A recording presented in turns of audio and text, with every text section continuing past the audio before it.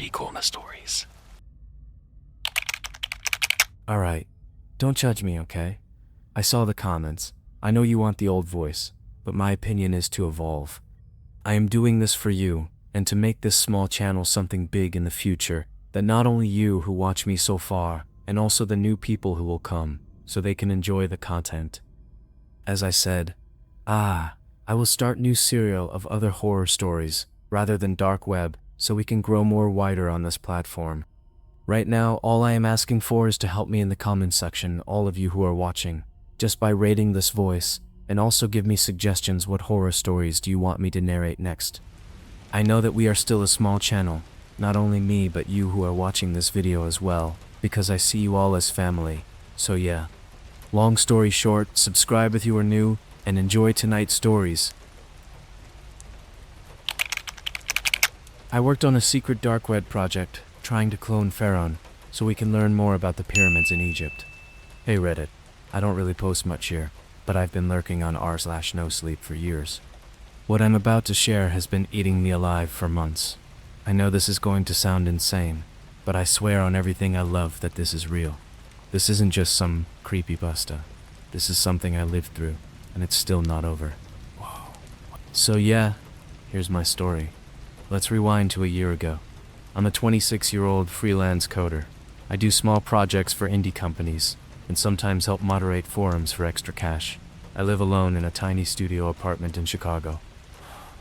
Real basic, mattress on the floor, gaming PC, some LED lights from Amazon, and a Keurig that makes way more coffee than I should drink. In early 2024, money was tight, like Uber Eats is a luxury type. I was juggling 3 online gigs, one of which involved moderating a niche server on Discord that I'm pretty sure was run by someone in Eastern Europe. They paid in Bitcoin, didn't talk much, and the rules were super vague. One night around 2 a.m., I remember because I was halfway through a monster and editing some dumb meme template for a client's TikTok, I got a DM from this random account. The profile pic was a pixelated Eye of Horus, and the username was just a string of weird Unicode characters. Looked like glitch text, the kind you see on creepy ARG accounts. Here's what the message said. You like code. You want money. We need both.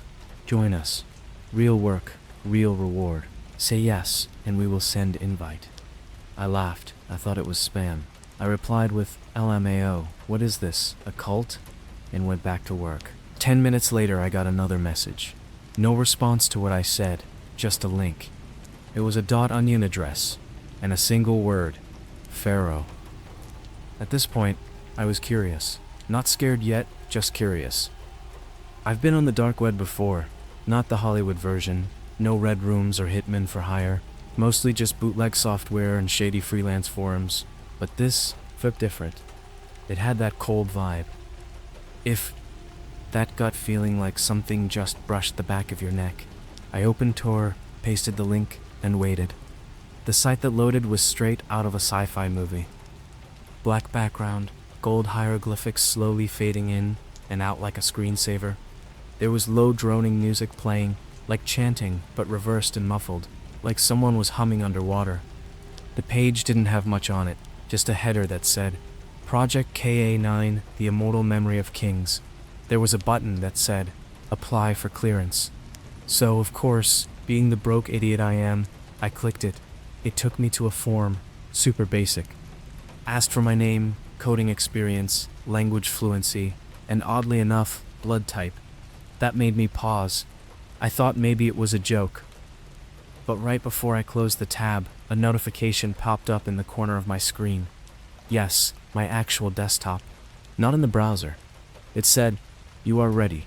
Instructions arriving shortly. Keep phone nearby. I don't know how they got access to my system.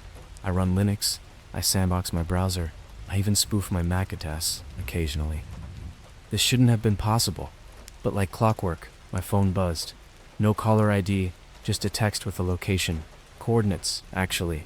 When I plugged them into Google Maps, my jaw dropped. Giza, Egypt. Except not exactly the pyramids.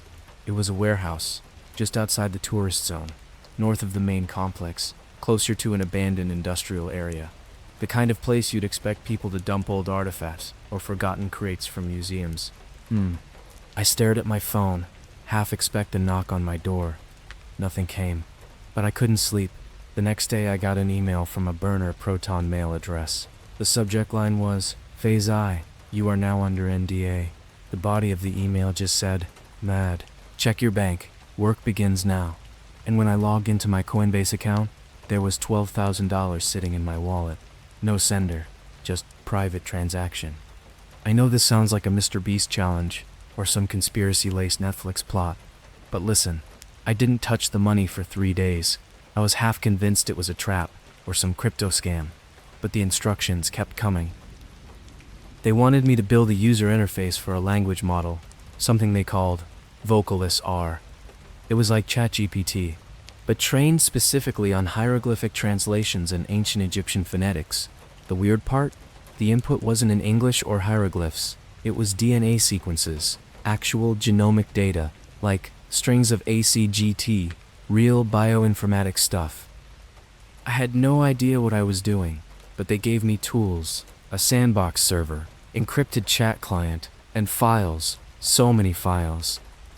Photos of ancient scrolls, scans of skulls, documents from the 1800s, audio clips of chanting, I swear made my dog bark every time I played them. Over the next 2 weeks, I got obsessed. I stopped sleeping right, barely ate. I lived off Starbucks Frappuccinos and Cheetos. My girlfriend broke up with me over text because I stopped being a real person. Fair enough. Then, one day, while running a debug test, a message printed in the output terminal. The king breathes again. That wasn't me. That wasn't in the code. It came from their side. That same night, I got another set of coordinates. This time, not in Egypt. It was a warehouse just outside Las Vegas, a building behind an abandoned MGM Grand lot, like something out of Breaking Bad. They wanted me to fly there. All expenses paid. They'd show me Phase 2. I don't know what possessed me to go, but I did. Trust me, this rabbit hole goes way deeper than I ever imagined. What I saw in that warehouse, what they were actually doing, let's just say cloning a pharaoh was only the beginning. When I landed in Vegas, it was 1:43 a.m. I didn't bring a suitcase, just my laptop, portable SSD, and a phone that I'd wiped clean before the flight. I didn't tell anyone where I was going. Not my sister, not my Discord server, not even my landlord. I just dipped. They booked me a hotel room, not in the Strip, not near any of the casinos. This place was off the books, unlisted. The Uber driver hesitated when he saw the address. I remember him saying, "You sure you want to go out there, man? Ain't no Wi-Fi past those lights." I told him, yeah. He looked at me in the rearview mirror for a long second, didn't say anything else the rest of the ride. The hotel was a gray rectangle off a dirt road, one of those modular buildings that looked more like a shipping container than a place to sleep. When I walked in, the front desk guy didn't even look up, just handed me a room key and slid a manila envelope across the counter. Inside the envelope was a burner phone, a black wristband with no logo, and a single-page note.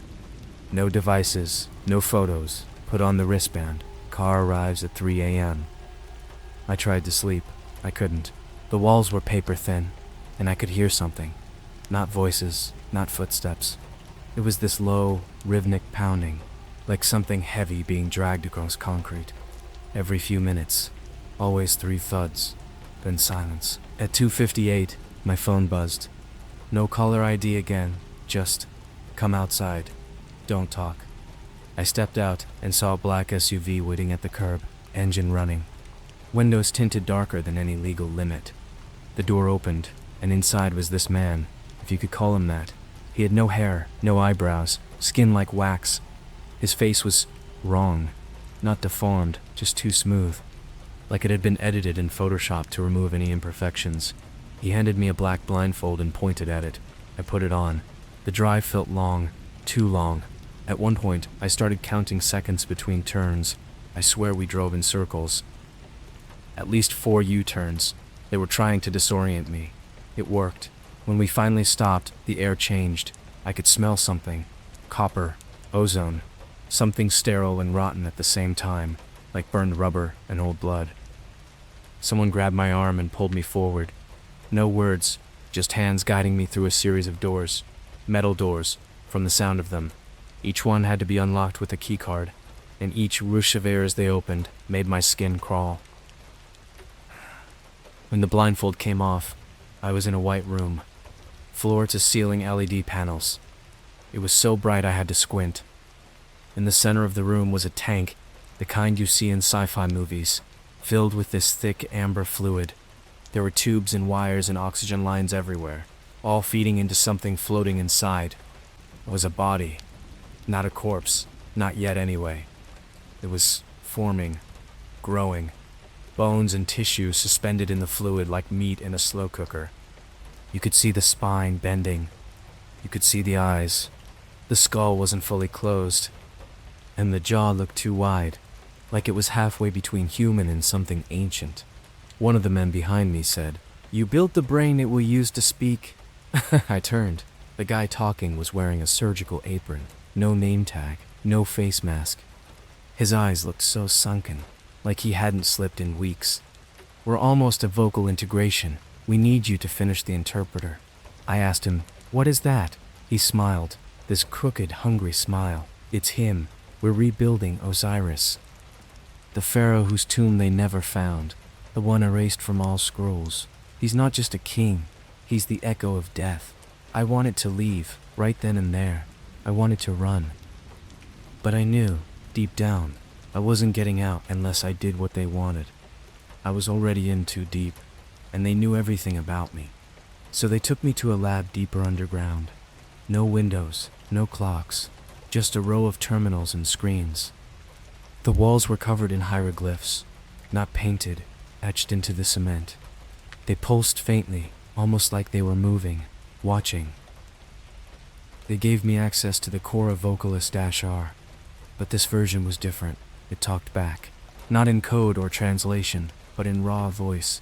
It didn't sound like a human. It sounded like wind passing through bones. One day into my work, I take the question into the interface. The voice replied,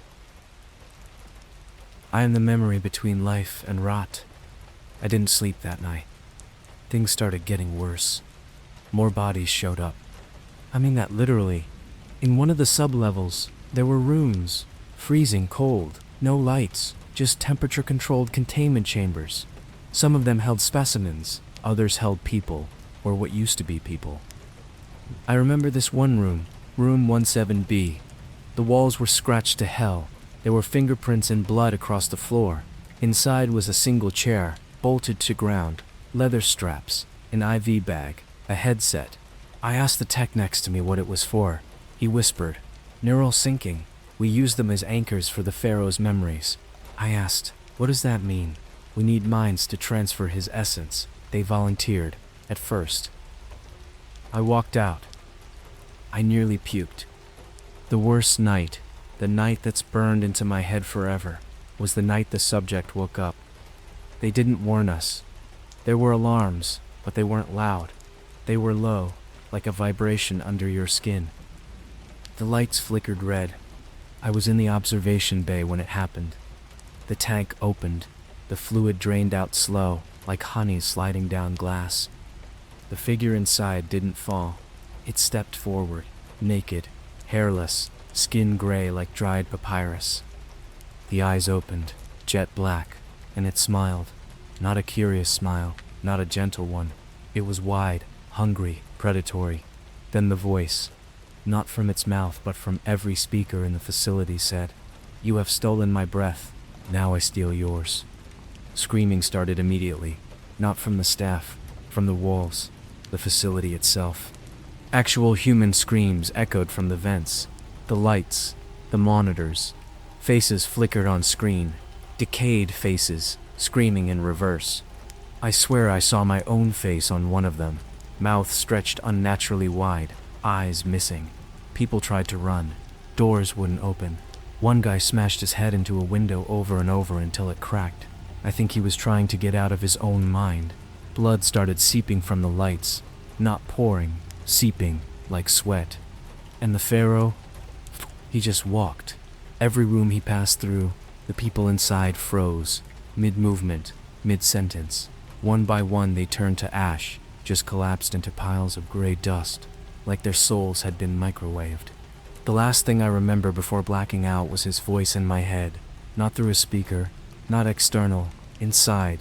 You built the gate, now walk through it. I woke up in the desert, alone. No ID, no laptop, just the burner phone, now shattered, and carved into my forearm, literally carved, like someone used a scalpel, were hieroglyphs I couldn't recognize. I looked them up later. Closest match, he who opened the tomb. I never found the facility again. The coordinates now point to an empty lot. I checked satellite maps, they show nothing. No warehouse, no buildings, just dirt. But every now and then, I get a new email. No subject, no body, just an image attachment. The last one, a security cam photo. Me, asleep in my apartment. Taken from inside the room. I didn't come back alone. That's what I've realized. That's what keeps me up at night. Not the facility, not the bodies, not even the Pharaoh himself. It's what followed me out. It started slow, subtle. The first week back in Chicago, I thought I was just paranoid. Every time I walked past a mirror, I caught movement just out of sync with me, not delayed, ahead. And my reflection already knew what I was going to do before I did it. And that's coming out. I chalked it up to sleep deprivation, or trauma, or whatever word people use when reality breaks in half and they don't have the tools to glue it back together. I stopped using mirrors, brushed my teeth in the dark, shaved by feel. Then came the sounds. It started with this clicking, faint like a metronome, coming from inside the walls. But it wasn't random, it was rhythmic, calculated. It would change pace depending on where I was standing, like something was tracking me by sound. One night I put my ear to the drywall, and I swear, I heard breathing, ragged, wet, like something too big for the space it was in, lungs grinding against the studs in my wall. I moved into my bathroom to sleep, on the floor, curled up in the tub with a blanket and a knife. That's when I stopped sleeping altogether. About a week later, I started finding glyphs. Not drawn, not etched, grown, on my ceiling.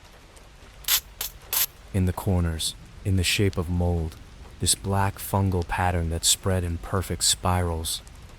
Like a language trying to write itself onto my apartment. They weren't visible, unless the room was pitch black. I had to turn off every light, every screen, then shine my phone's flashlight in short bursts. That was the only way I could see them. Otherwise, they stayed hidden, like a predator waiting under leaves. One of them started to bleed. I didn't touch it. I just watched. Thick black liquid oozing out of the corner of the ceiling. It didn't drip. It crawled. Down the wall, across my floor, toward the bed I hadn't used in days. It spelled something. Rahu. Thek. I didn't know what it meant. Still don't. I Googled it, ran it through translation engines, posted it on obscure forums full of archaeology nerds and occult junkies. One guy from a dark web linguistics channel DM'd me back. His message just said, "Whatever you opened isn't Egyptian. It's older." Then he blocked me. I tried to get help. I went to the ER after I woke up with bite marks on my chest. Circular, almost surgical. No blood. Just perfect, gaping teeth indents like someone had tried to eat through my sternum. The doctor stared at the scans for 5 minutes without saying anything. He looked scared. I asked what he saw. He just said, "Why does it look like you have 2 hearts?" I laughed, thought he was joking. He wasn't. There was something in my chest, next to my heart, a mass, dense, pulsing slightly out of sync. They thought it was a tumor at first, scheduled me for more scans, told me to come back in 48 hours. That night, it moved. I felt it shifting, crawling up my chest like it was trying to burrow out through my throat. I blacked out in the kitchen, woke up in the shower, completely dry and completely clean. Like someone had wiped me down and placed me there. Except, there were footprints, tiny, bare, like a child's, but burned into the tile, as if whoever or whatever left them had molten feet. I never went back to the hospital. Around this time, the lights started lying. You know when you're home alone and you catch shadows moving across the walls? I started noticing that the light was moving, like my apartment had multiple suns, and none of them were in the sky. Every bulb cast shadows in different directions, and at certain angles, they didn't match me. One night I turned off all the lights, just to see. There was still a shadow on the wall. Tall, thin, not human. The head was elongated, the arms too long, hanging down past its knees. It wasn't doing anything, just standing there, facing the wall. When I turned the light back on, it disappeared. But the feeling stayed, like something was crawling along the inside of my spine, threading itself around my nerves. Every time I blinked, I saw flashes of the Pharaoh's eyes, but not from the lab, from inside my own house. Things escalated after the phone calls started. Different number every time, always unknown, always late at night. I stopped answering after the third one. The first time, it was just static, and a wet chewing sound, like someone biting through meat with their molars. Second time, it was me, my own voice, crying, screaming, begging someone to stop, and in the background, a deep chanting that sounded like it was coming from a cavern. The third call, I didn't even hear the phone ring. It just connected. All I heard was, "You are the tomb now." I tried to leave. Looked a hotel across the city, downtown, right next to a Starbucks. Bright lights, people, tourists, normalcy. But when I checked into the room, there was a single black feather on the pillow. I froze. That feather didn't look like it belonged to any bird I knew. It was long, too long, veiny, almost fleshy, like it had once been alive, but not from this world. There was something written underneath it, in dried blood, K. Reborn. I left the hotel without checking out, ran 6 blocks, took a bus in the wrong direction for 2 hours, just to be moving. But it didn't help, because when I finally got back home, my apartment door was already open, lights off. But the glow of my monitor lit the living room. On the screen was a live feed of me, right then, from behind, as if someone, or something, was standing inches away with a camera, just breathing softly against the back of my neck. And the screen text read, "Part 4 begins. The Pharaoh is within." I don't know what's inside me. Not anymore. I don't sleep. I don't eat. I don't blink sometimes, for hours. My pupils are starting to change. I can see it. Stretching vertically, like a cat's or a reptile's. Sometimes I speak languages I don't know in my sleep. One night, I woke up mid-sentence, and the walls of my bedroom were shaking, literally vibrating, dust falling from the ceiling as if the structure itself was responding to what I was saying. I checked the Nest Cam I installed in desperation. At 3:17 a.m. every night, my body sits up in bed, stiff, eyes open. Then my mouth moves, but it's not my voice. It's his. You remember the coordinates in Vegas. Last week I checked again. They've changed. New location, new facility. This time, Berlin. They're not done. They're growing something new. And the worst part, I think I'm the prototype. You know that feeling when you're standing in your kitchen late at night and it's dead silent, but for no reason, your skin starts to crawl? Like something ancient and cold just walked through you. That's my life. Every second. Now. Since I got back from Vegas, my body has become a map of something that isn't supposed to exist. And whatever is drawing that map, it's not human. It's using me. But this part, what I'm about to tell you, this is when everything stopped being paranormal and became unforgivable. This is where the line blurred between dark science and something older than death itself. 3 weeks ago, I got an envelope in the mail. No return address, no stamp, just left in my mailbox like it had grown there. Inside, a plane ticket to Berlin, one way, and the photo of me, shirtless, asleep, hooked up to a machine that I don't own, with wires jammed into my chest and needles laced through my jawline like a puppet. Underneath, written in red pen, "You are required. Final phase begins." I burned the photo. It didn't matter. The burn marks moved across my kitchen table, leaving behind another set of glyphs. These ones weren't like the others. They weren't ancient. They were medical diagrams, anatomical cross-sections of my body. One image showed my spine replaced with something that looked like a fused gold scarab. Another showed my brain divided in two, one side labeled organic consciousness and the other Kalfaracht. I didn't know what that meant. I do now. I flew to Berlin because I couldn't stop myself.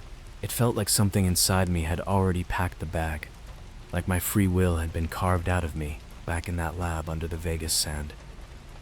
When I landed, the sky was bruised gray, no sun, just rain falling in slow motion like it didn't want to touch the city. They picked me up in a hearse, no joke, a matte black hearse with tinted windows and a driver in a plaid mask. No words, just a nod. He handed me a tablet with a single file on it, a video. It was me, but not me now, me in the future, naked, on an operating table, eyes wide open, mouth screaming, but no sound. And my chest, it wasn't a chest anymore, it was opening. Peeling back in layers like a flower made of muscle and bone, and beneath it was a face, an ancient one, mummified. Grinning, the tablet powered off on its own. The facility, in Berlin, was beneath an abandoned asylum, an actual one. Built in 1871, burned down in the sort's 40s. Officially sealed, but when we drove past the gate, I saw lights flickering through the boarded windows. Pulsing, breathing, like the building was still alive. The man in the plague mask led me down through 6 levels of catacombs. No electricity, just wall sconces with open flame. Even that fire didn't feel natural. It gave off this bluish hue, like moonlight on corpses. The lower we went, the louder it got. Not noise, not machines, whispers, all around. Dozens, hundreds, in different languages, some of which didn't sound human. At one point, I swear I heard one of them whisper my full legal name. And then, all at once, silence. We entered the core chamber. Now listen carefully to this part. Burn it into your skull, because this is the moment I realized the project was never about a pharaoh. The room was circular, at least 100 feet wide. The walls were lined with slabs, not stone, but living flesh, stretched tight and humming with static.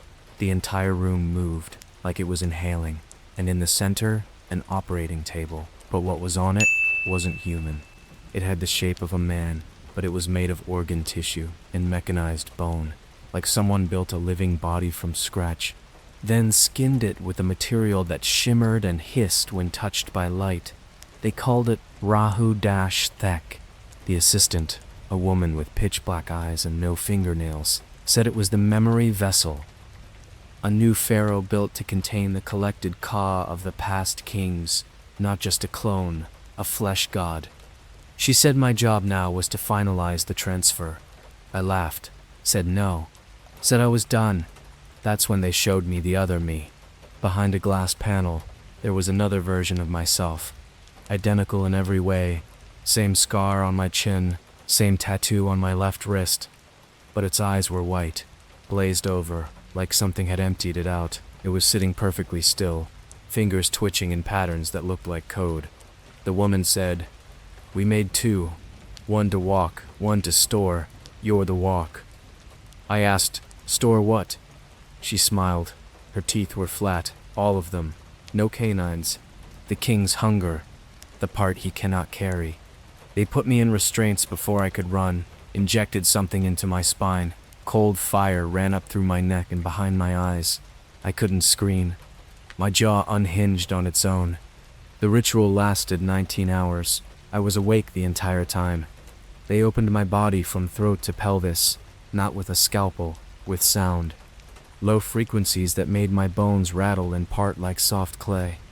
I watched hands crawl out of my own ribcage and pull pieces of something black and wet into me. Not organs, not flesh. Memories of mass graves, of people buried alive beneath the Nile, of a tomb built upside down so the dead would fall toward the heavens, of rituals done in total darkness using tongues torn from prisoners. I felt it all, like I had done it all. And through it all, one sentence echoed in my skull. He who holds the hunger must never sleep.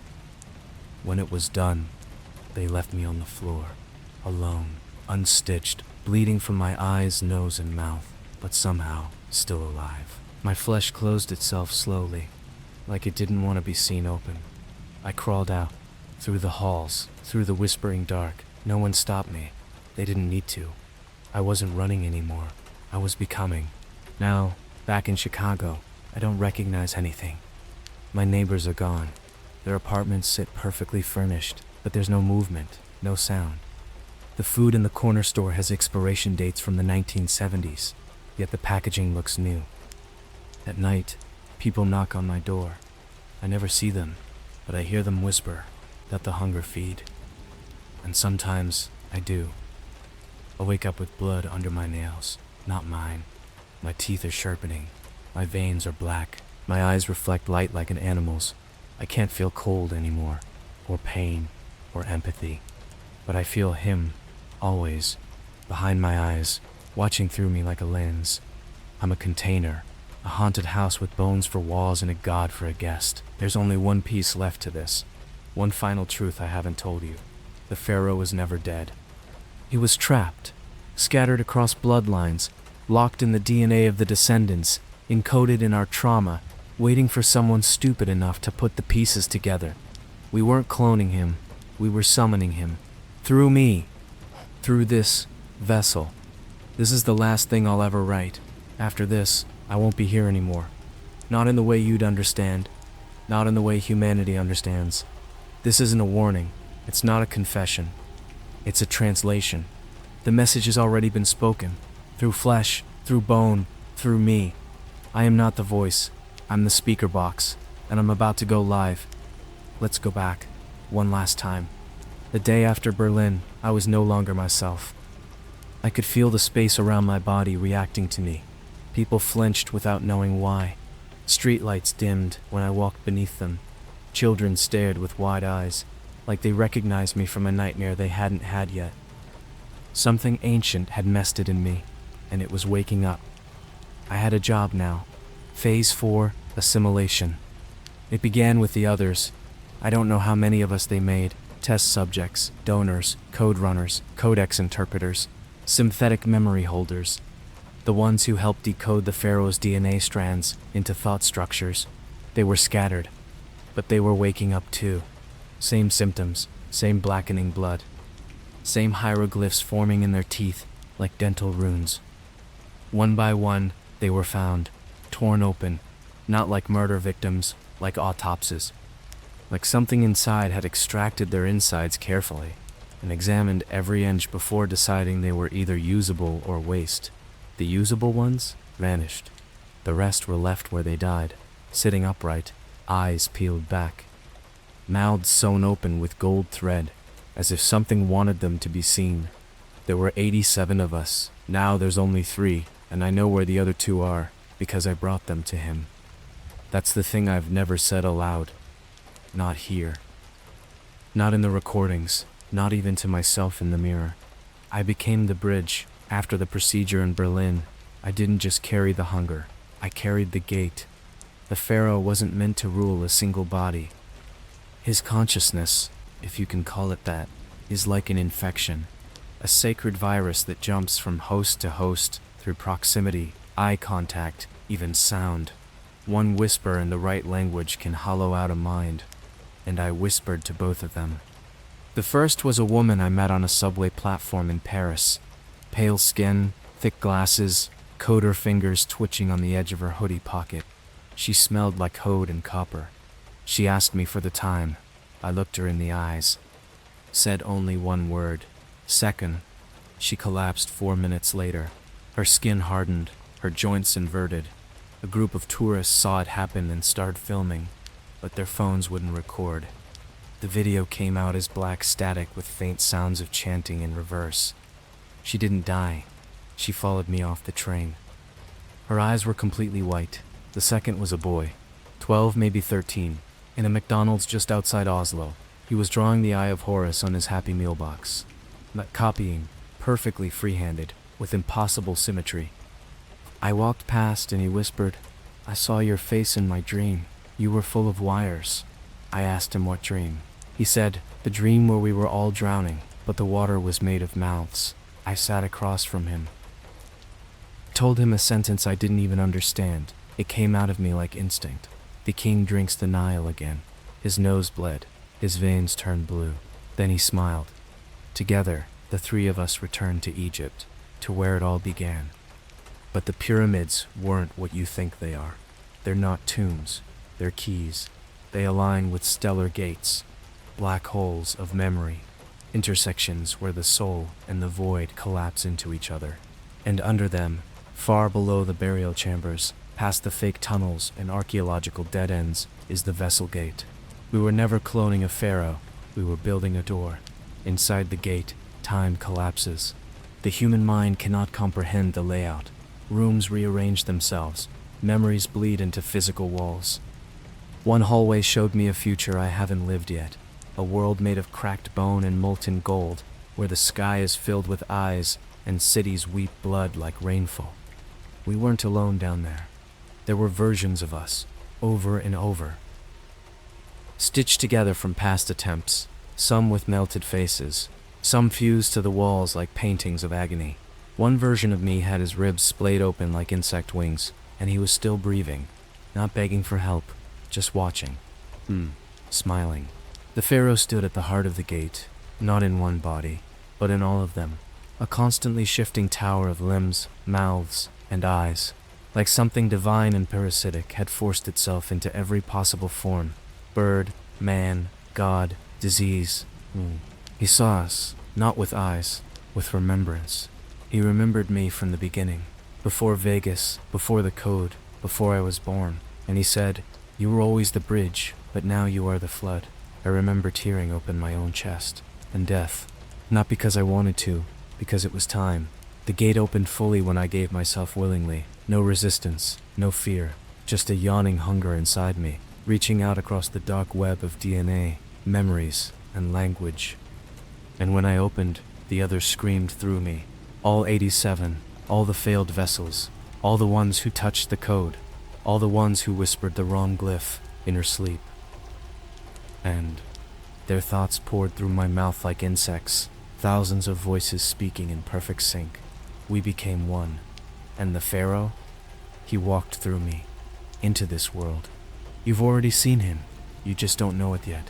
He's in the background of TikToks, faces flickering too fast to recognize. He's in the viral audio clips that make people cry for no reason. In that new ARG channel that posts glyphs you swear you've seen in a dream. In missing person flyers that vanish overnight. In Starbucks bathrooms where the mirrors show someone else blinking behind you. He's in the silence after you read this sentence. And if you're still reading, you've already been marked. I'm not me anymore. I'm not human. I'm hollowed memory walking in skin. The others are waking up now.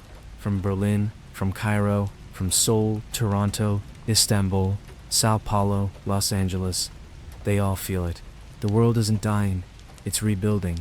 In his image, we are the new bones, the new tomb. And soon, every word you read will become a spell. Every sound a summon. Every mirror, a door. Final transmission complete.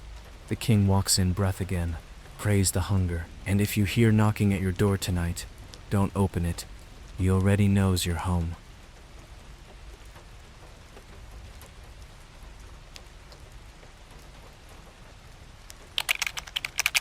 I bought his shoes from the dark web. The shoes are from people that have been killed, and the next night my name was on that site saying, coming soon, coming soon. Alright, I don't really know how to start this without sounding crazy, but I swear on everything, this actually happened. If I disappear after this post, someone screenshot this or make a YouTube video or something, I just need someone to know. So for some context, I'm 20 years old, living in a small apartment just outside of Seattle. I go to community college, work nights at a Domino's, and yeah, I'm into weird stuff. Not like illegal weird stuff, just the creepy corners of the internet. Creepy YouTube channels, internet mysteries, ARGs, that kind of thing. Anyway, one night around 2 a.m., I was lying in bed scrolling through TikTok, just binging weird story times. when I came across this guy talking about how he bought something from the dark web and it showed up at his house before he ordered it. Obviously, I thought it was fake, but I was bored and my roommate was out of town visiting his girlfriend, so I had the whole apartment to myself and no one to tell me, hey, maybe don't mess with literal crime rings. That's when I decided to check out the dark web. I'd messed with Tor before, so I knew how to get there, and I found some Reddit threads that listed onion links that were safe, or at least known to be mostly marketplaces and forums.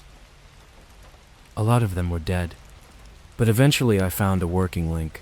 It was a black site with no name, just a spinning red circle in the middle. And when I clicked it, it took me to what looked like a really basic storefront, like straight out of 2006 eBay vibes. Super bare bones. But here's the thing that made it not normal. The site only sold shoes.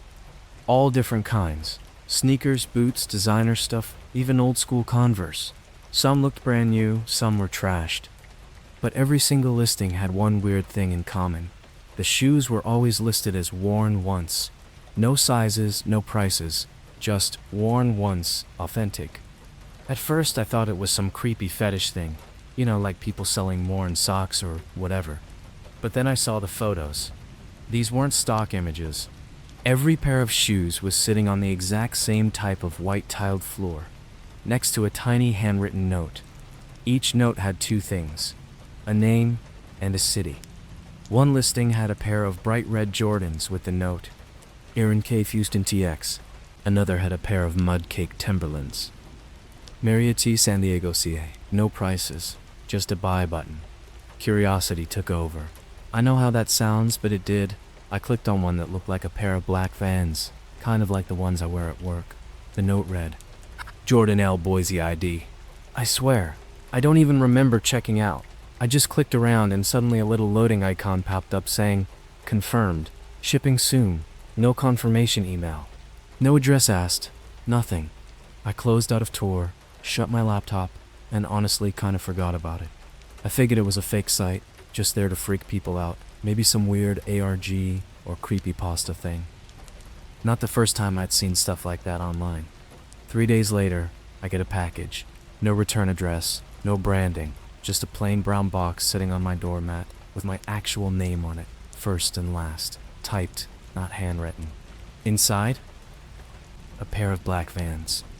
They looked exactly like mine, except they were scuffed up, the laces were missing, and there were dried brownish dash red stains on the soles, like someone stepped in rust, or worse. And in the box, right between the shoes, was a folded up note. Same handwriting from the site. Jordan L. Boise ID. I immediately threw the box across the room. I'm not even gonna pretend like I didn't freak out.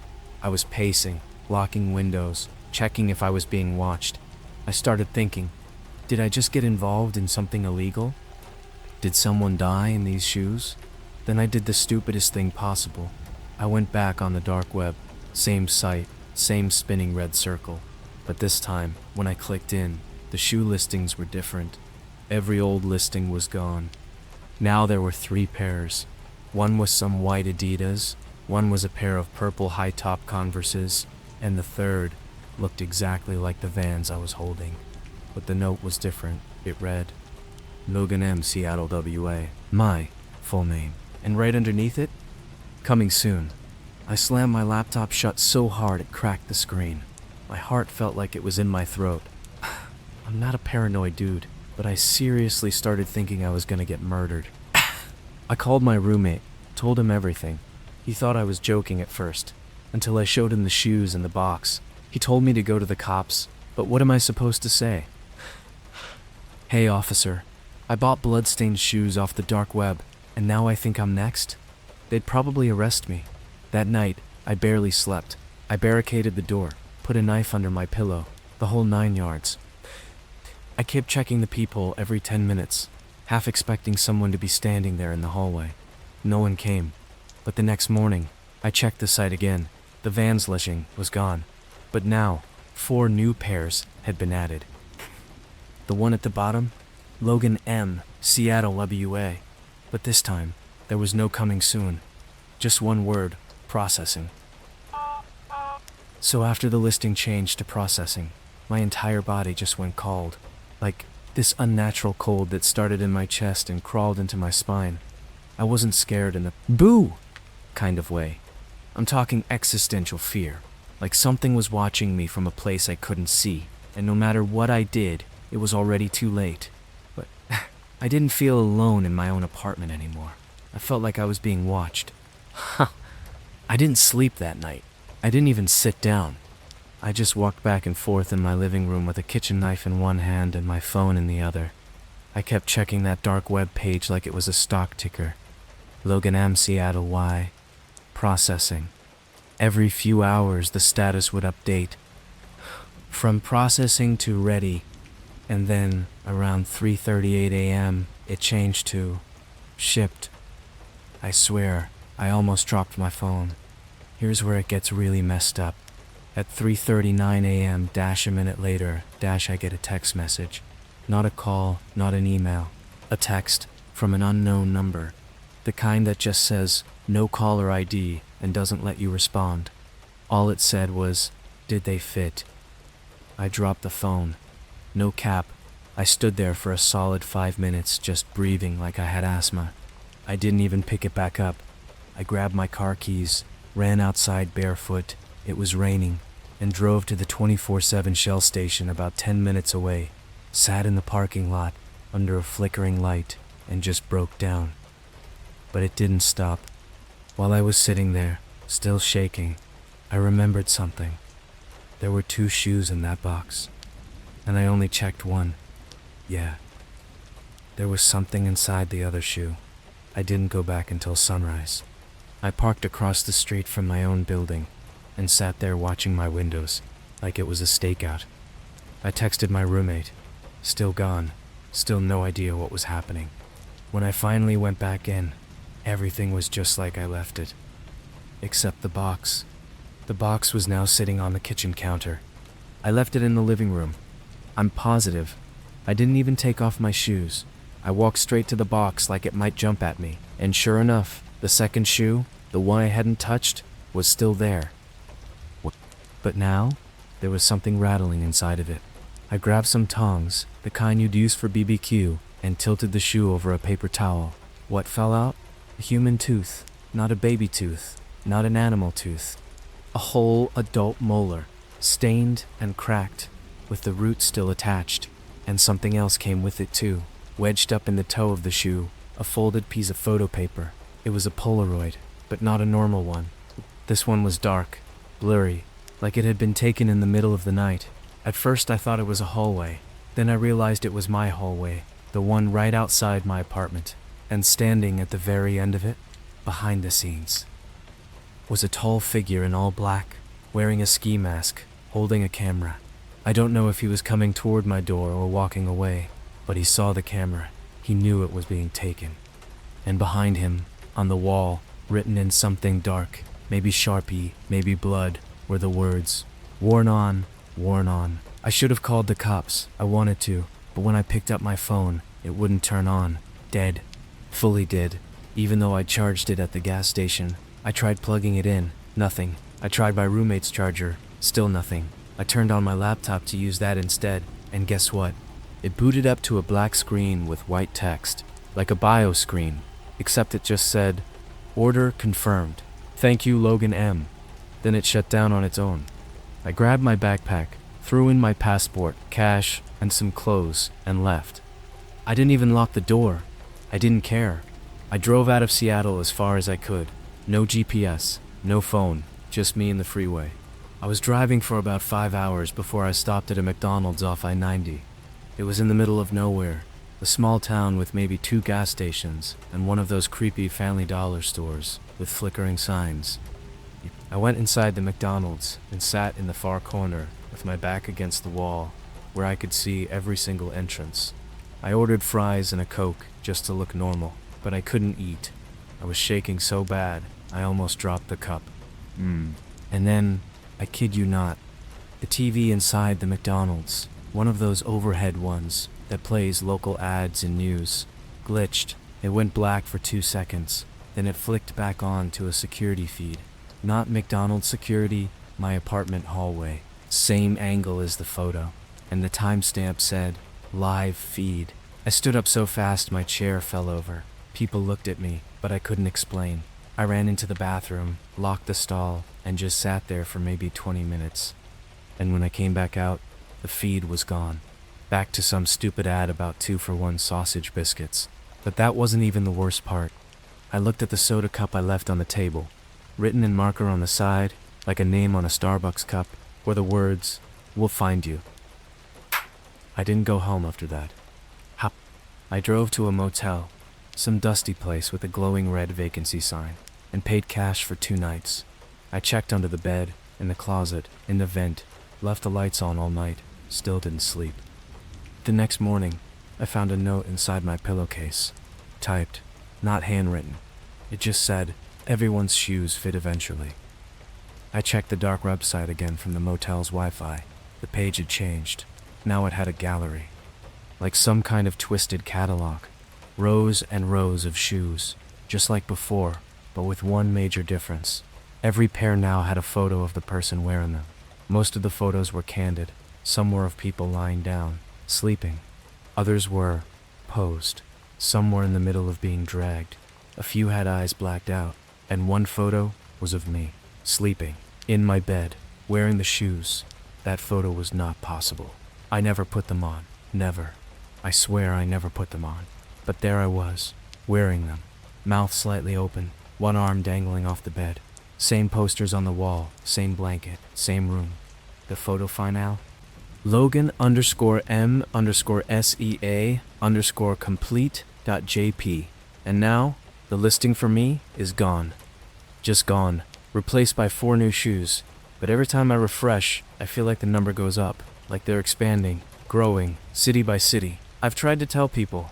I've written dozens of versions of this, deleted half of them out of fear. I know I sound insane, but if you're reading this, do me one favor. Check your shoes, lift them up, check inside, look under the sole. If you see a name, a city, or anything carved into it, throw them away immediately, because once you wear them, even once, they're not yours anymore. And neither are you.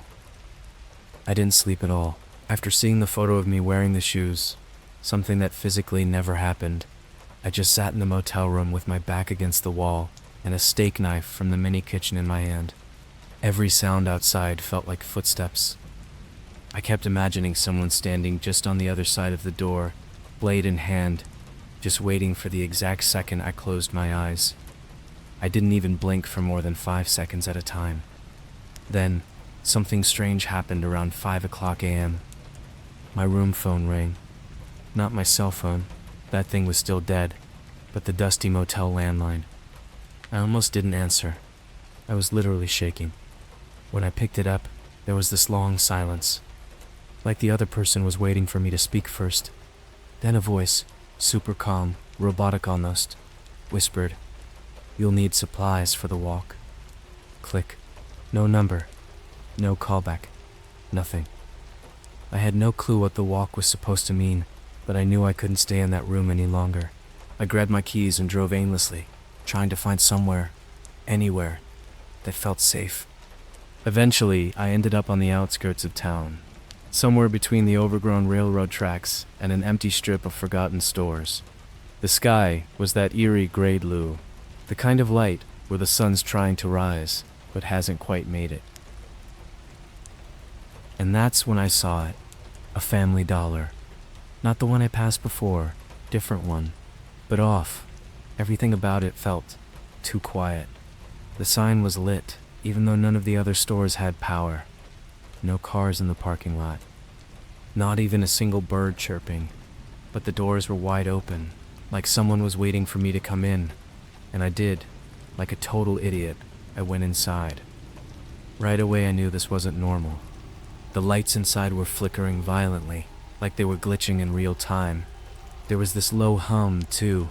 Not like a fridge or AC, but like when your ears ring after a concert.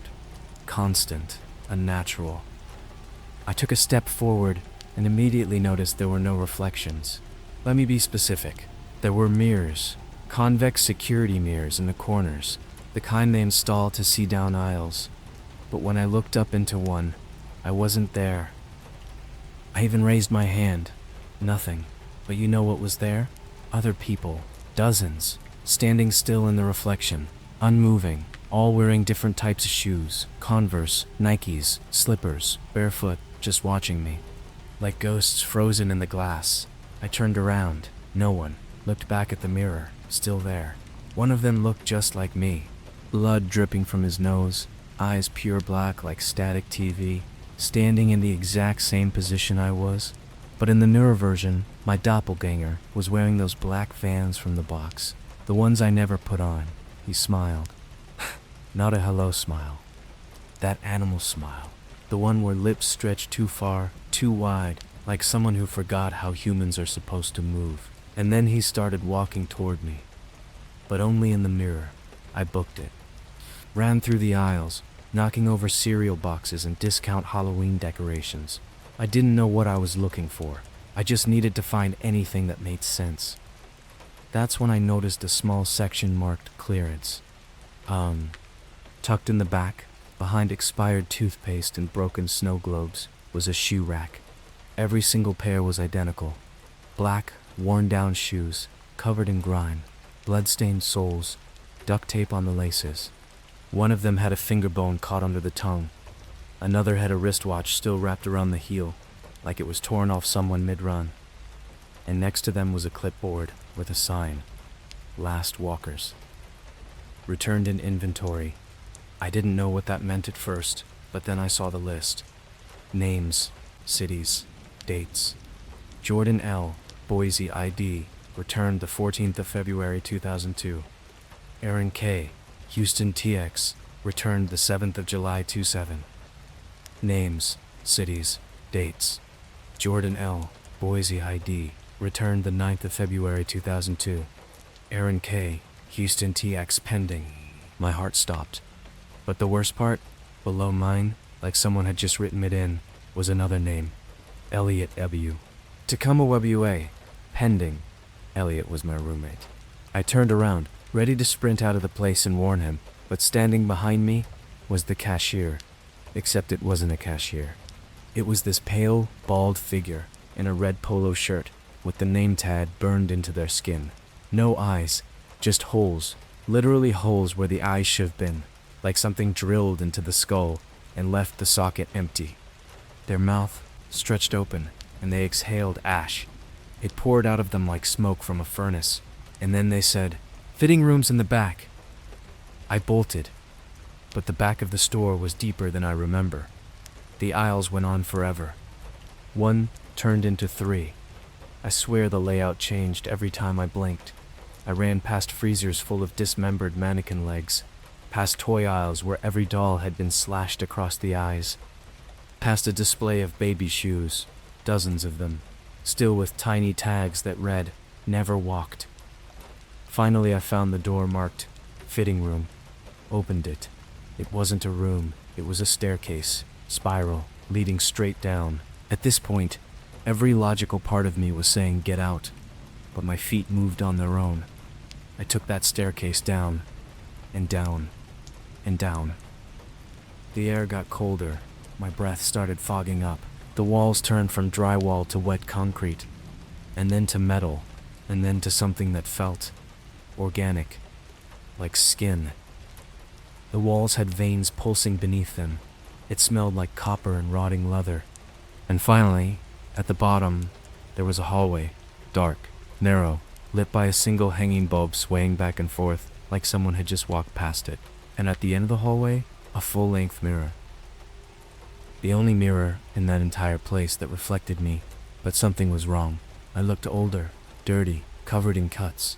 My reflection was smiling. Slowly, it raised its hand, holding something. It was my own face, torn off like a mask. Beneath it, the same pale, eyeless thing as the cashier. I screamed, punched the mirror. It shattered, but behind it, there was another door. Not a regular door. This one was made of flesh. It pulsed like it was breathing.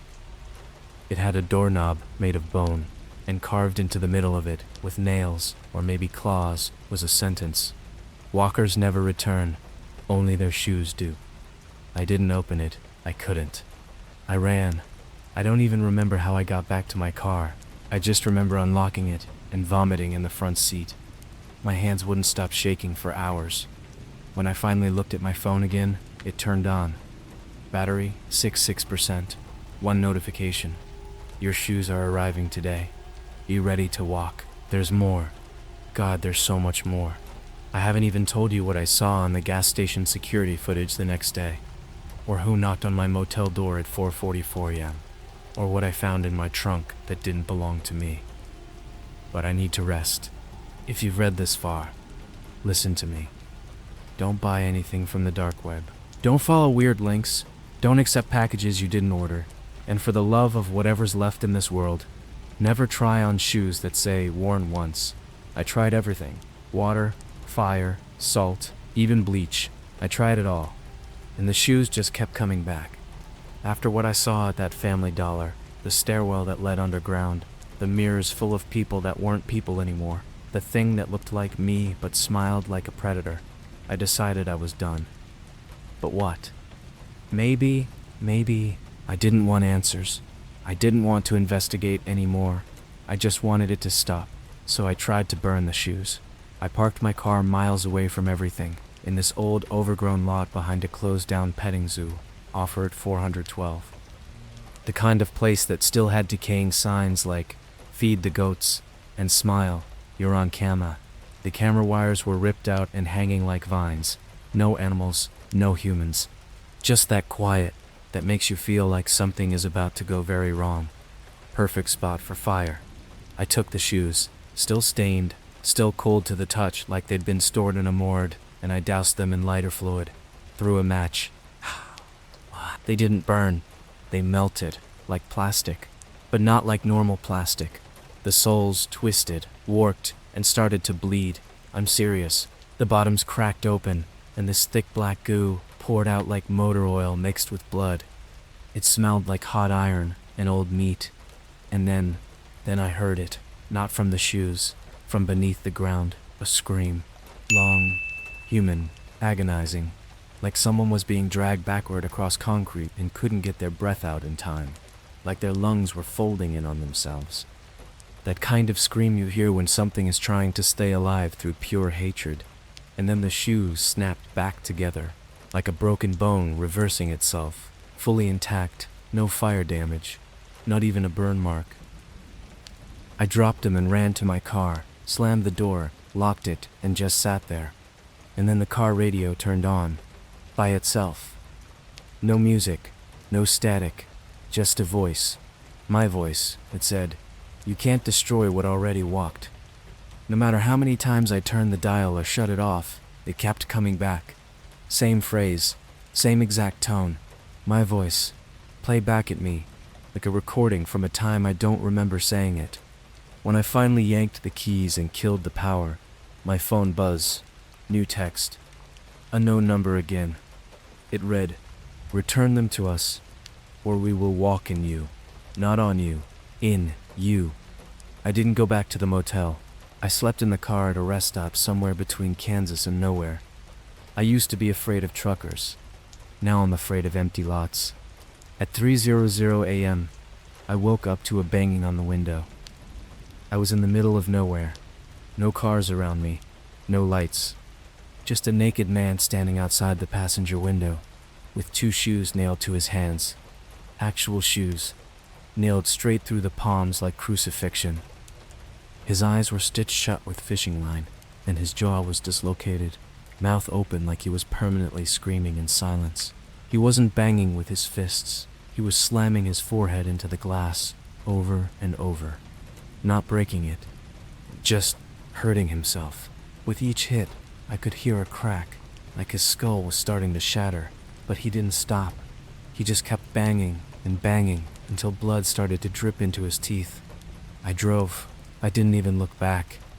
I floored it down the highway until the dashboard lights started glitching out, and I nearly spun off the road. That's when I decided I'd return the shoes. I swear I went to the exact spot. Same town, same broken strip mall. But now it was just an empty field. No sign it ever existed. But in the middle of that field was a trapdoor, metal, with a rusted handle and a padlock that looked freshly cut. I lifted it. No ladder, no stairs, just a drop into darkness. And guess what I saw at the bottom? Shoes. Hundreds, thousands, piled into a mound like a landfill of forgotten souls.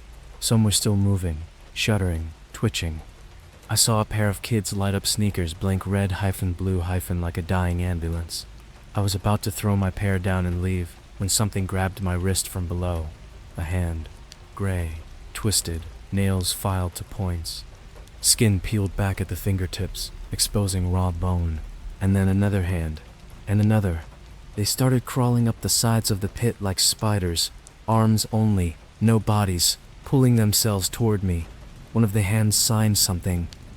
Not words, but gestures, like it was begging me not to drop the shoes in. Then the mound of shoes opened its eyes. I'm not kidding. It wasn't a mound. It was a face made of torn shoes, with eyelids sewn from laces and teeth made from shoelace aglets. It opened its massive mouth, and inside was a spinning circle of feet, human feet, walking in circles forever.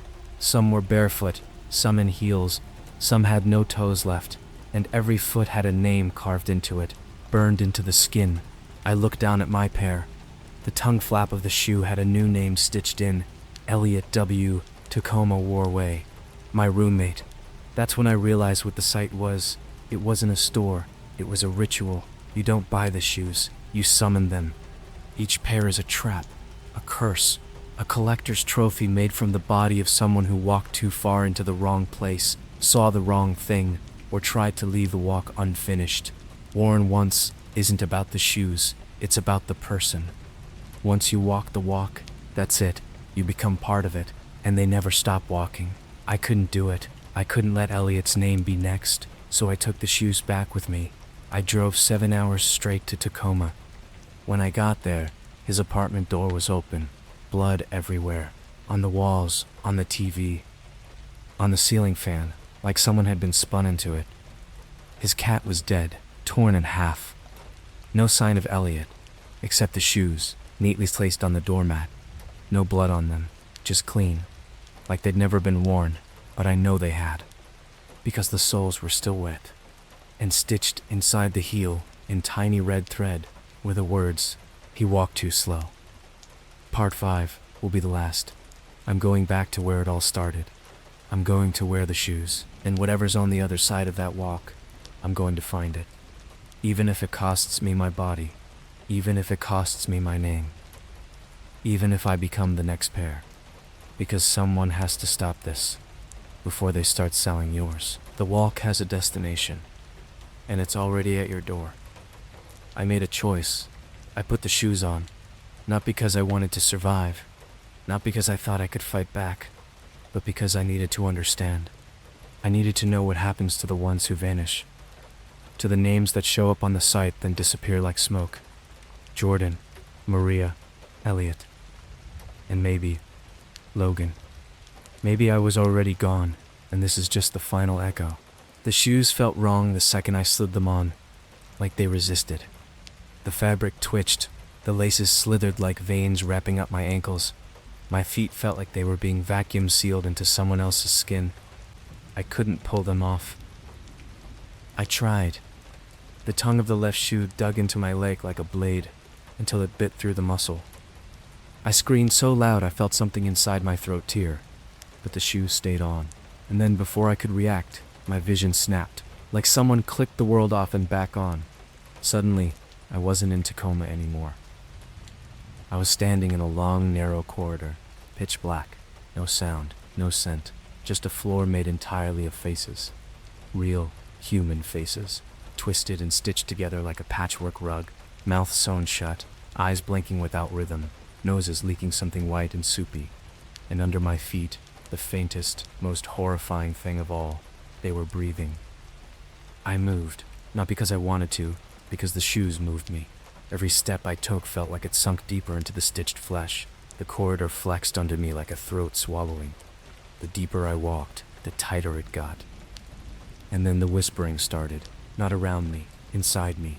like voices filling my bones, my skull, my fingernails, telling me things I never wanted to know, saying names of people I've never met, but somehow remembered. Every whisper came with a memory I didn't live through. A man burning alive in a hospital bed, trapped under his own IV wires. A woman crawling through a forest full of mouths that screamed when touched.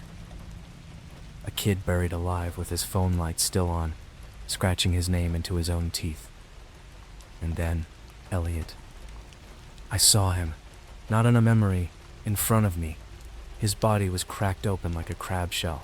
His arms were twisted behind his back in ways that should have torn them clean off. His face was wrong, not torn, not missing, just inverted, like someone peeled his head inside out and left the skin as a mask. His eyes blinked from inside his mouth, and his real mouth was now vertical, stretching from his forehead down to his collarbone. It was smiling, not at me, at the shoes.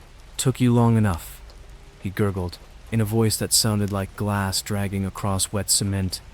I tried to speak, but my jaw wouldn't open. My teeth were locked tight, like something bolted them shut from the inside. The shoes took another step, and another, and another, until the corridor ended at a wall made of mirrors.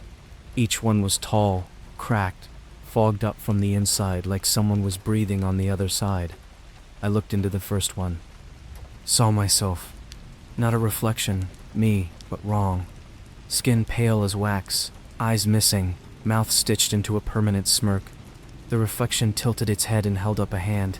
It had no fingers, only toes. I looked into the next mirror. A room, familiar, my bedroom.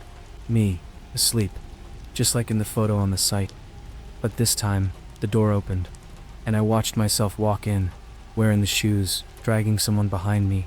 It was Elliot, still alive, screaming, scratching at the floor with what's left of his fingernails, and the version of me from the mirror, the one wearing the shoes, smiled and whispered something. I pressed my ear to the glass. He said, "New souls for the path," and then he peeled Elliot's feet off like socks.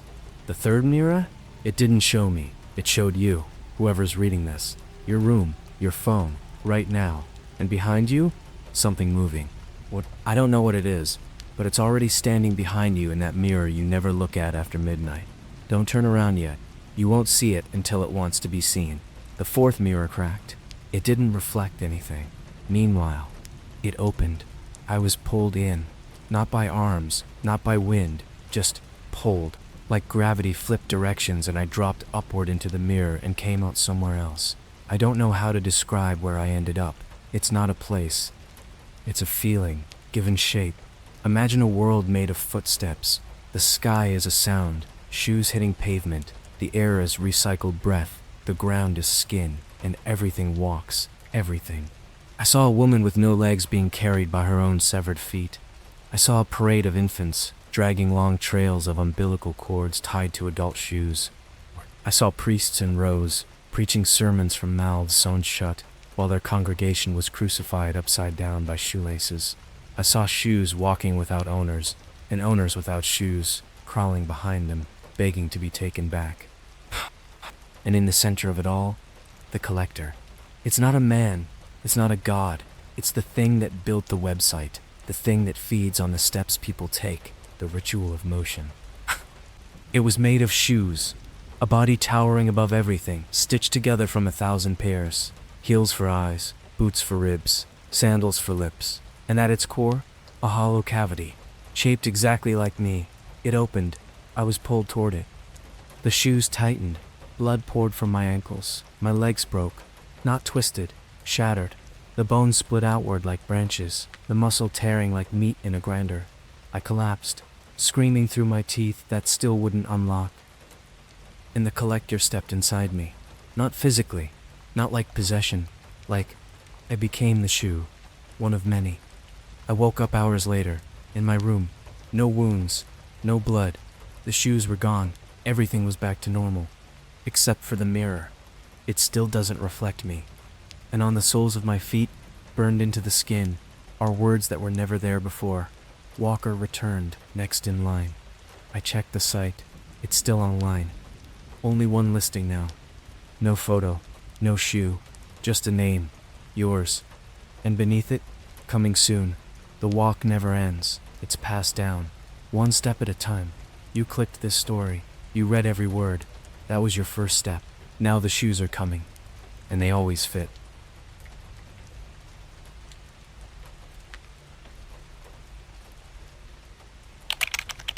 I found an old government project on the dark web about frequency.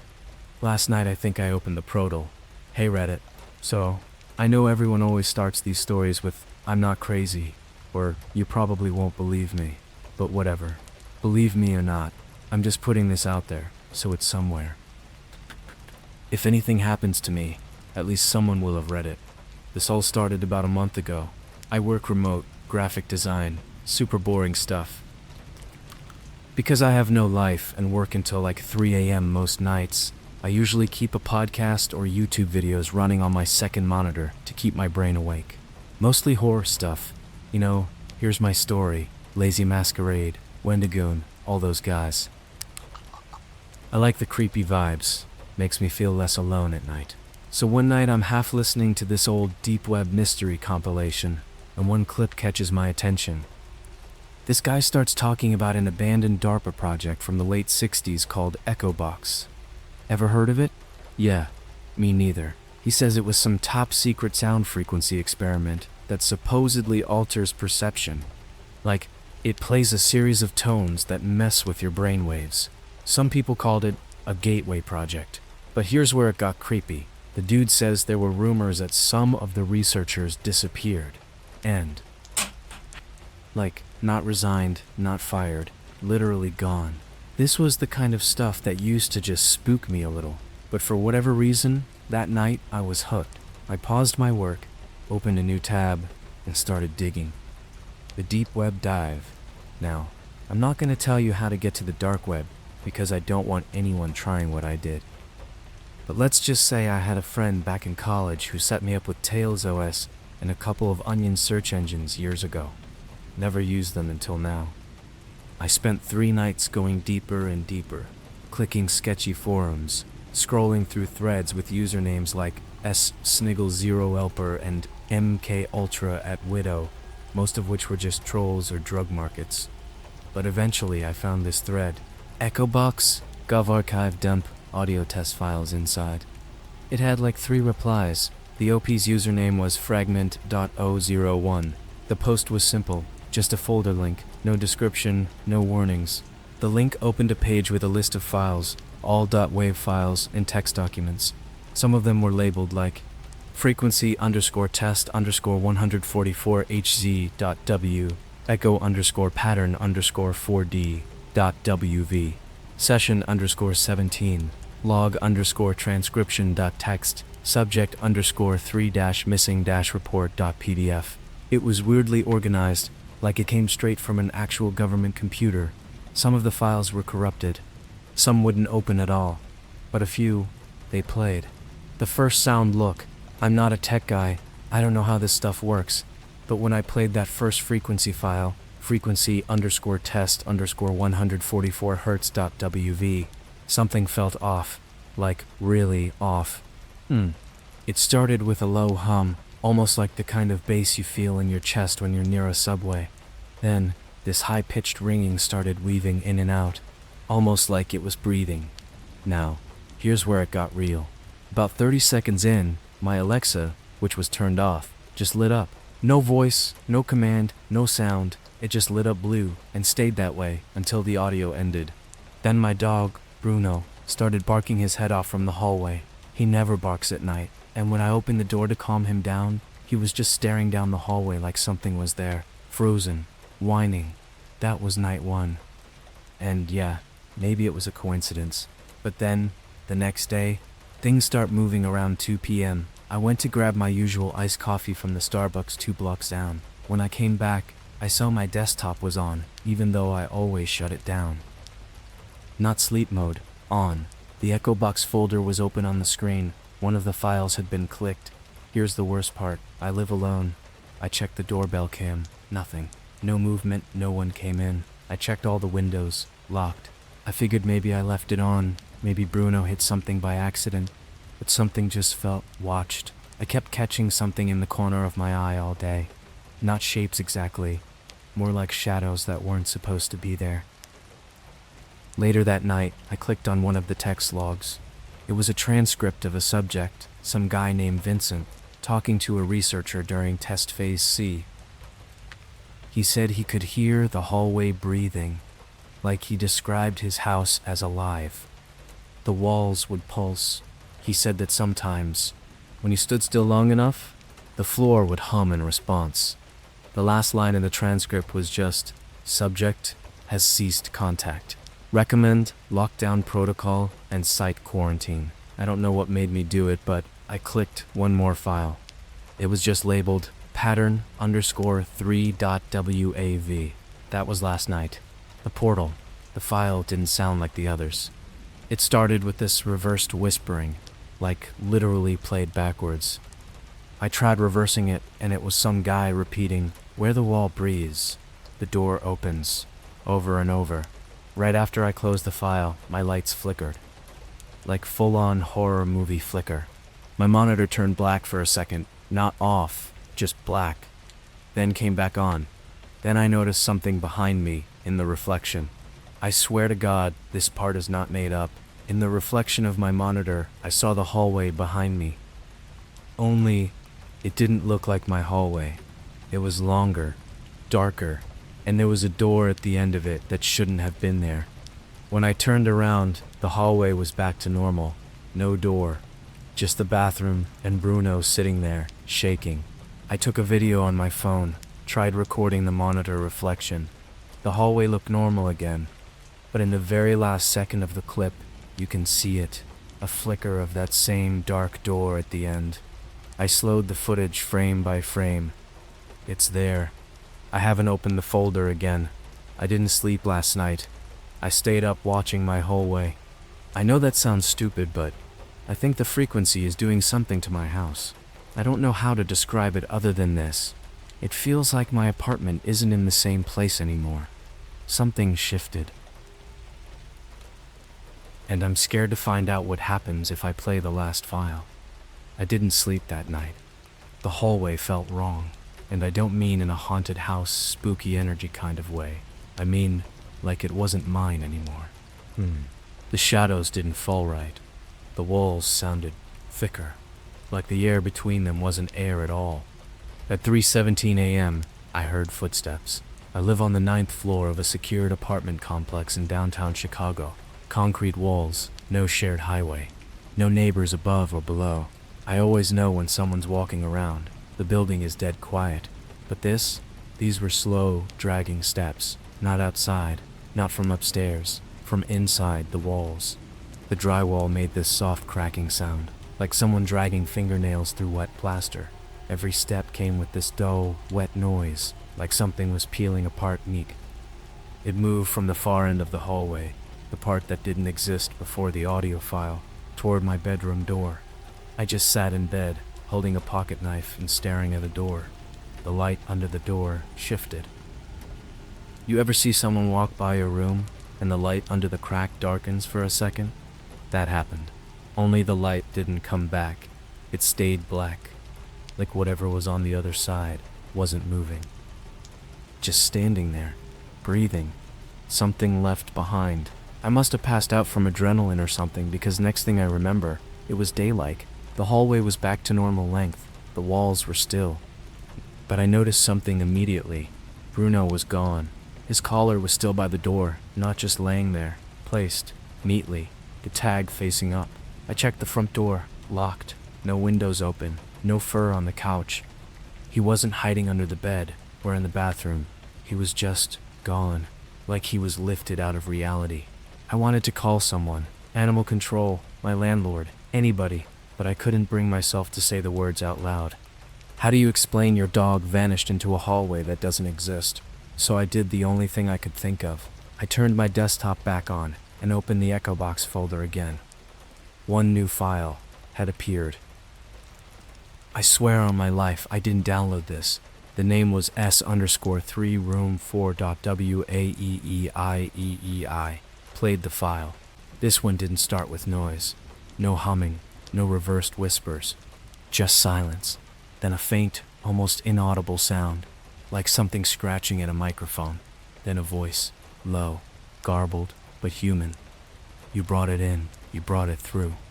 No walls now, just doors, and rooms, and rooms, and rooms. And then, screaming. But it wasn't from the audio file. It was coming from inside my apartment, from the coat closet. The same closet I hadn't opened in weeks. It sounded like a child at first. Short, high-pitched gasps, like someone sobbing into their own palms. Then a deep, wet, tearing noise, like someone being pulled apart. And then silence again. I didn't open the closet. I couldn't. I backed away and ran to the building's stairwell. I must have looked insane, barefoot, shirtless, eyes bloodshot. But I didn't care. I bolted down all 9 flights, ignoring the doorman calling after me, and walked straight into a 24-hour McDonald's across the street. I sat in the back booth with my hood up, staring out the window at my building. McDonald. That's when I noticed something truly messed up. From that angle, looking up at my unit, there was a new window. A 4th window on my floor. I only have 3, and the new one was lit up, glowing this faint red like there was a fire behind it. People walked past it, a couple in joggers, a guy on his phone.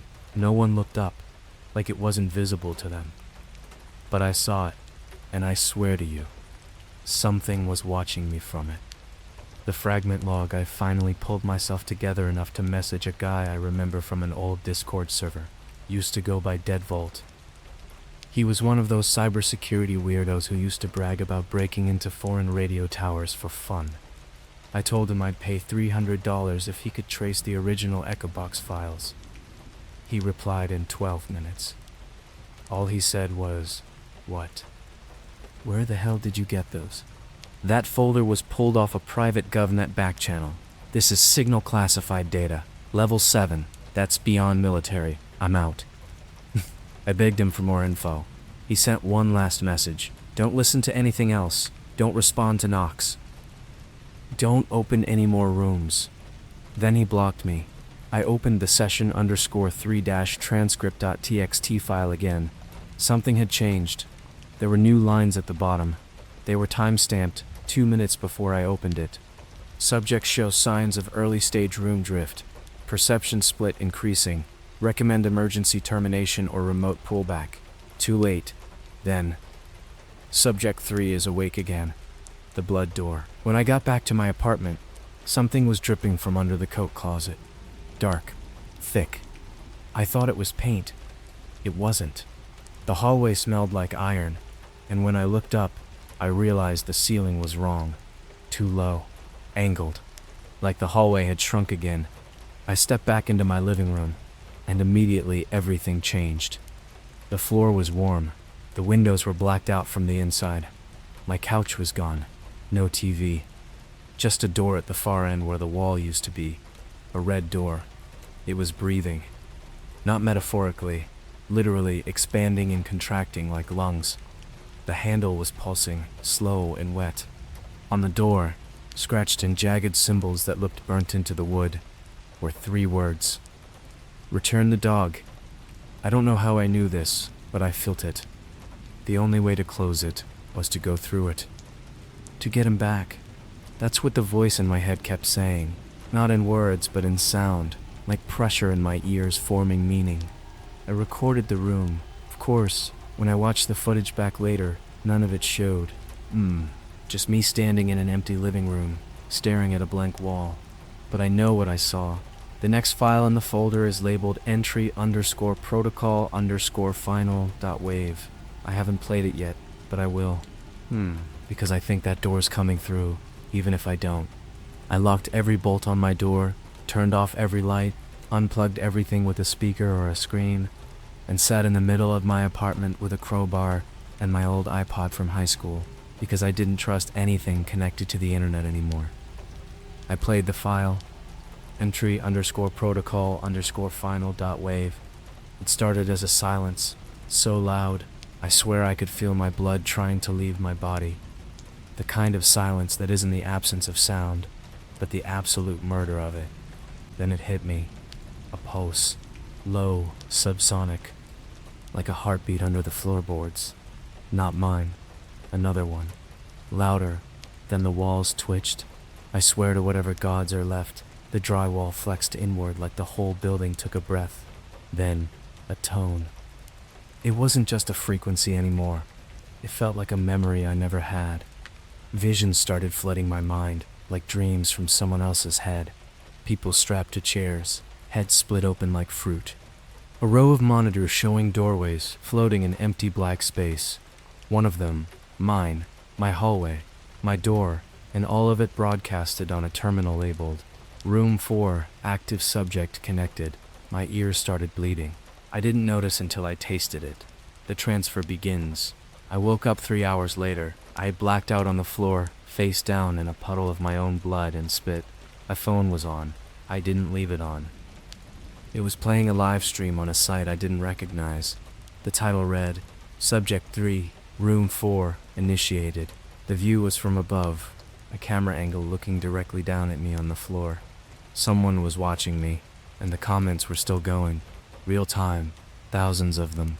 People typing in all caps, others posting gibberish, and some writing these cryptic messages like, the dog was the anchor.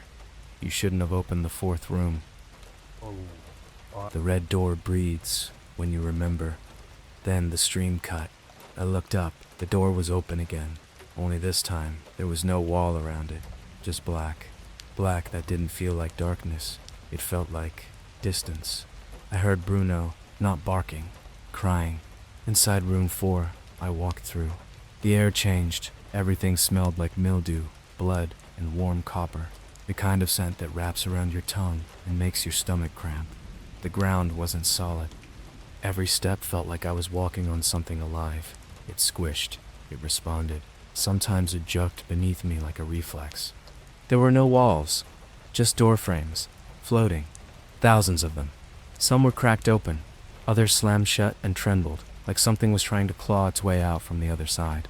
And all around me, that frequency. Not from a speaker anymore. It was part of the air. I looked at my arms. My veins were vibrating. My skin was rippled like static underwater. At the center of it all, the observation platform. A massive metal walkway suspended over an abyss that had no bottom. Rows of monitors lined the sides. Some of them showed rooms, bedrooms, bathrooms, basements, real places, real people, watching, crying, screaming. In the center was a pod. Clear glass. Inside it, Bruno. Alive. Eyes open, but not looking at me. Looking through me. The technician, I don't know how long I stood there before I noticed the figure at the terminal. Tall, thin, skin like wax left in the sun too long. No mouth. Just rows of tiny holes along its neck, like speakers carved into flesh. It turned toward me, and I heard it inside my head. Your frequency matched. You were a viable candidate. The portal exists because you heard it. You accepted the sound. You absorbed the signal. It walked toward me with those stiff, floating movements, like it didn't have joints, just tendons made of electricity. Then it reached into its own chest. No incision. Just phased straight through, pulled out a cassette tape. It handed it to me. The label read, Playback, Finalization Sequa, Bruno Retrievial, Subject Dissolution. The end of the room. I played it, on instinct. I didn't think. I just wanted my dog back. The tape hissed, and then the scream started. Every door in the void around me flung open at once, and something came out of each one. Some were human, or once were. One was a woman with no eyes, and a mouth that stretched over her chest. One was a child dragging its own shadow by the throat. The scream started, tonight back off. One was made entirely of hair, just a writhing pile of it, pulsing and dragging itself along the floor. They didn't come toward me. They went to each other. They began tearing each other apart, biting, screaming, laughing. Not like insane laughter, real, joyful laughter, as if this was their homecoming. I ran to the pod, tried to break the glass. It wouldn't shatter. It was like trying to punch time itself. The technician didn't stop me. It just said, "You can take him back, but you'll stay. You'll be the sound now." And I felt it then. The decision wasn't mine. I had already made it by playing the file. The cassette tape fused to my palm. I screamed. The skin bubbled around it, melted into plastic, and the tape itself began playing backwards, a frequency so low my bones started vibrating again. I turned toward the abyss. One last door was floating alone above the pit.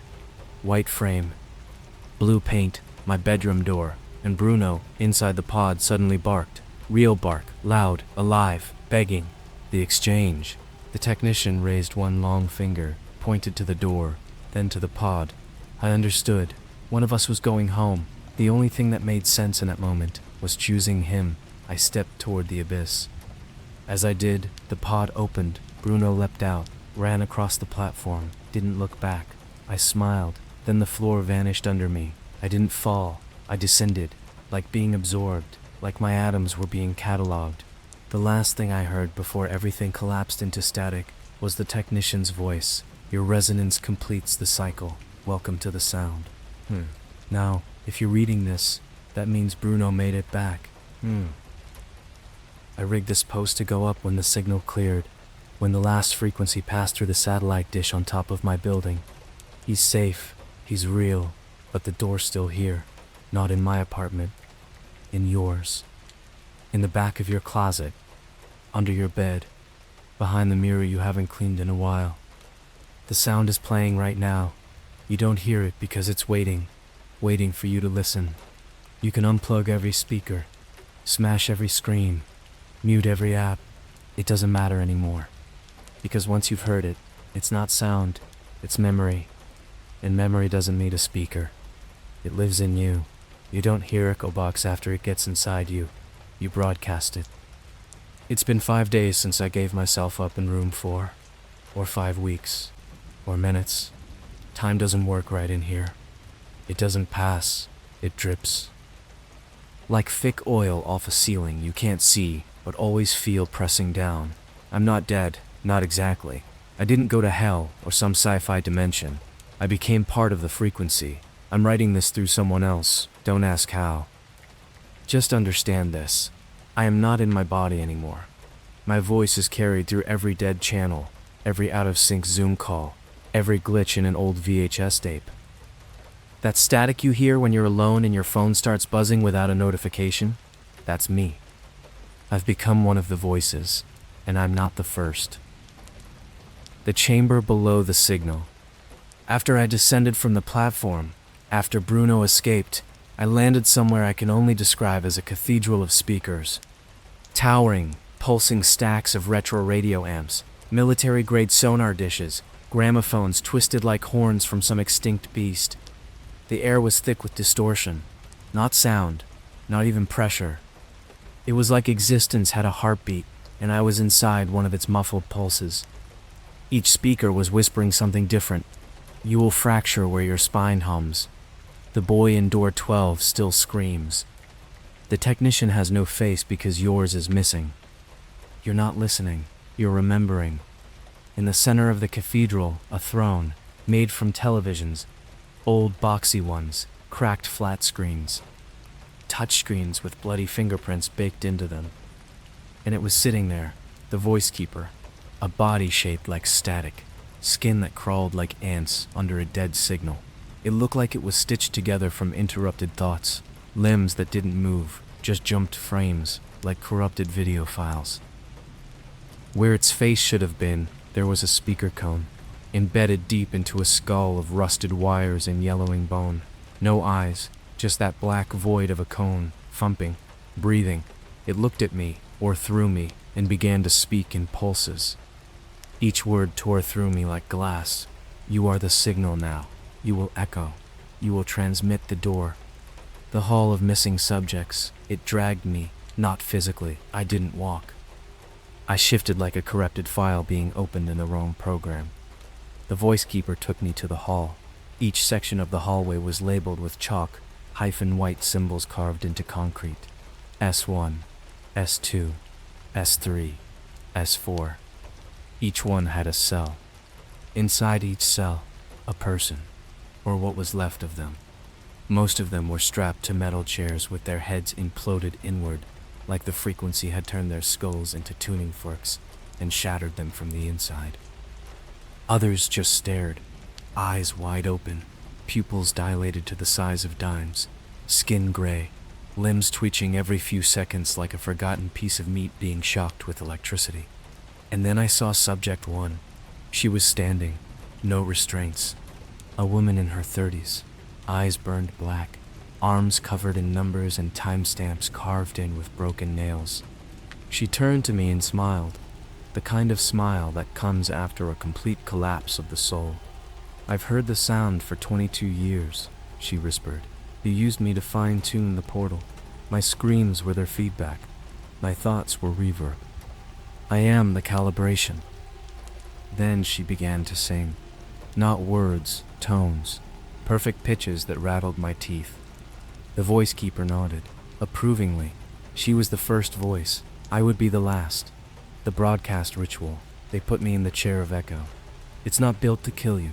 It's built to stretch you. Stretch your mind like magnetic tape until the signal prints itself into your neurons. My arms were bolted down with coiled headphone wires. My head was strapped into a frame of old broadcast antennas. They twisted into my ears, nose, eyes, every input. And the technician returned. He held something that looked like a fetus made of wires and old silicon chips. He pressed it against my chest. It sank in. I screamed until I heard the static in my own voice, until my thoughts started rhyming with each other, until my memories began looping back on themselves out of order, bleeding together like an overheated tape reel. And then I saw you. Not metaphorically. I saw whoever is reading this right now. Your bedroom. The glow from your laptop screen. The curtain you forgot to close. The shadow moving just slightly behind you. That was me. I got out. Through the feed. Through the signal you're hearing in your head right now. I am becoming. You think this is a story? It's an infection. A sound-born possession. You don't need to believe me. Your brain already let me in, the moment you scrolled past the first word. That ringing in your ears that won't go away? That itch in the back of your skull right now? That's me, setting up. Wiring in. You might think you're alone in your room, but the silence is safe. But the voice keeper showed me something before I broke free. Every time someone remembers a sound from room 4, a door forms. Not a physical one. Not at first. It starts small. A flicker in your reflection. A delay in your own voice when you talk aloud. An echo that shouldn't exist in a quiet room. Then the walls start pulsing. Then your furniture rearranges itself while you're not looking. Then the hallway gets longer. Then the dog goes missing. Then you become the next subject. I left something behind you. Don't remember me visiting. But I did. Last night, I stood over your bed at 2:03 a.m., listened to your pulse vibrate against the sheet, watched your dreams flicker across your eyes. I placed a cassette tape under your pillow. You'll find it if you check. It's labeled Return Signals, Loop 0.wv. Don't play it, because the moment you do, I'll have a clearer connection, and your home will begin to remember room 4. And the next time you hear your closet door creak open in the dark, don't check it. Not because it's empty, because it's not supposed to be there. I need you to understand, this isn't a story anymore. This is an infection. The frequency doesn't travel through sound anymore. It travels through attention. You've already let me in. I'm inside you now. I'm broadcasting through your memory. Because you read this, because you kept reading, you gave me your signal, and I gave you something back, the tape under your pillow. By now you've checked. You saw it, the dusty little cassette, no label, or maybe it had a name written in marker. Your name, your full name, in your handwriting. Don't remember putting it there? That's fine. That's how the others started too. All of them thought they were still real, still human, until they pressed play. Let me tell you what happens when you do. The second the tape turns, your house stops breathing. You'll think it's just silence, that everything's gone calm, but silence isn't peace. Not here.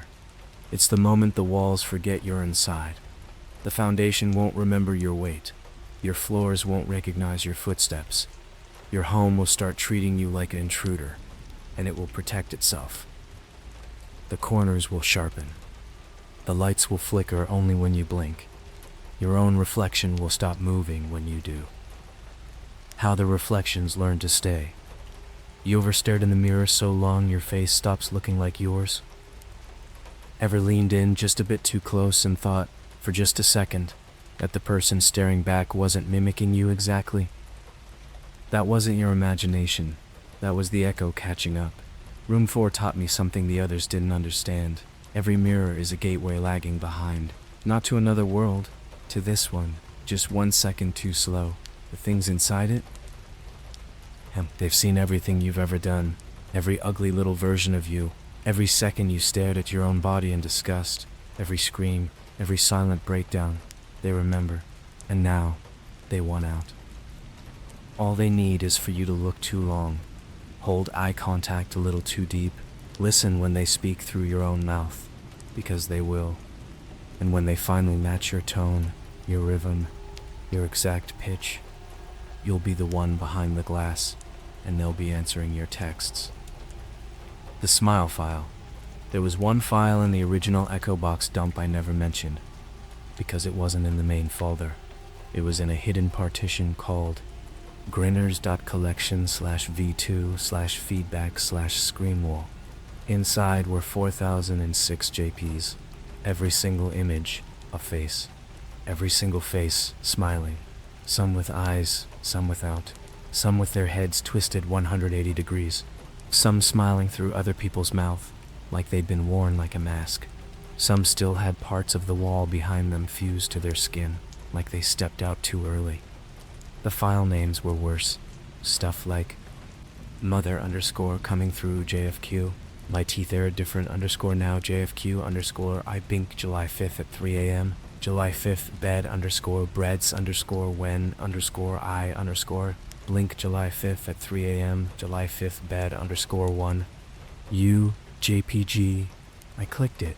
That wasn't just my face. It was my face looking back at me from inside my own room. Same shirt, same day. Only the version in the photo had no eyes, just 2 holes, bleeding static. And behind it, the red door, open. When they start walking through, they don't come in all at once. Room 4 doesn't work like that. It softens you first. It breaks you into static. You'll notice it in the little things.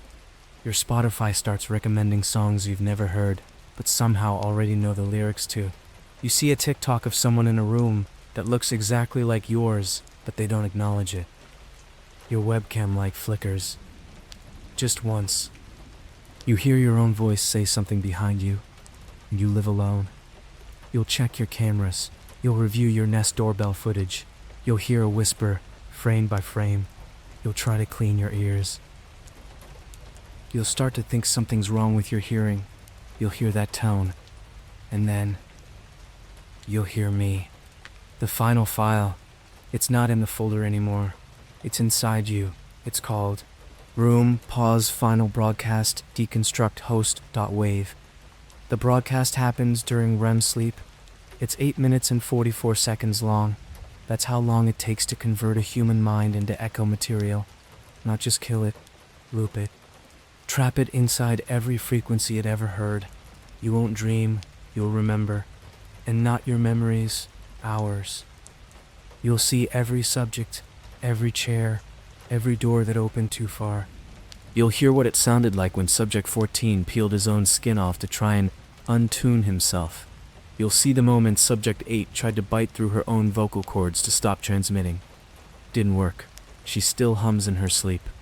You'll remember the technician standing in the corner of your room, staring, while your thoughts freeze at 4:03 ... start injury. You'll become the moment of a person. Self-care for people like you. And when someone stumbles across this story, when their eyes run over these exact words, you'll feel their mind inviting you in, like a house with the door left cracked open. You'll climb into their breath, ride the pause between each sentence they read, curl up in the gaps of their memories, and one night, when they're almost asleep, you'll say something out loud using their mouth, just to hear how it feels. The ending. You don't get to choose. You're not infected. You're not haunted. You're selected.